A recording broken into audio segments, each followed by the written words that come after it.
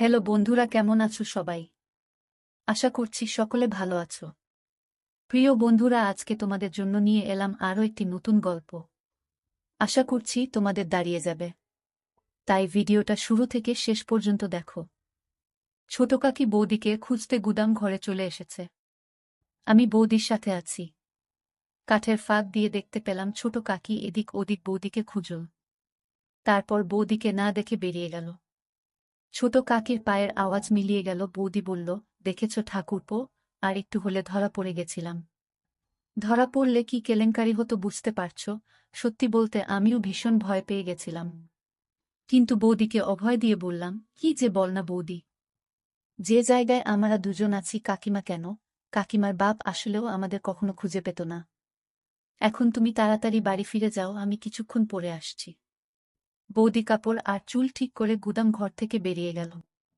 বৌদির চলে যাওয়ার পর গুদাম ঘরটা আরেকটু ভালো করে পর্যবেক্ষণ করলাম। রান্নার কাঠের পাশাপাশি অনেক পুরাতন জিনিস আছে এই গুদাম ঘরে। একটা ভাঙ্গা খাটও দেখতে পেলাম। গুদাম ঘরের এক কোণায় পড়ে আছে।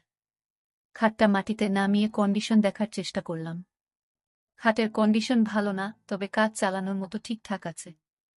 আমি ঠিক করে ফেললাম এই গুদাম ঘরেই মাকে নিয়ে এসে মনের বাসনা মিটাব। আজ ছোট কাকির নাকের ডগায় বৌদিকে কাজ করে দিলাম, অথচ ছোট কাকি বুঝতেও পারল না। এর চাইতে নিরাপদ জায়গা আর হতে পারে না।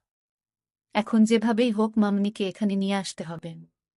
বৌদি যাবার 15 মিনিট পর আমি বাড়িতে ঢুকলাম। এই সময়টা বাড়ির সামনের লনে হাঁটাহাঁটি করলাম। তাড়াহুড়োয় মনের খায়েশ মিটল না।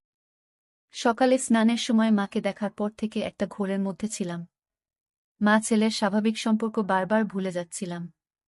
পূজনীয় মাকে এক অপ্সরা নারী ছাড়া কিছুই চিন্তা করতে পারছিলাম না।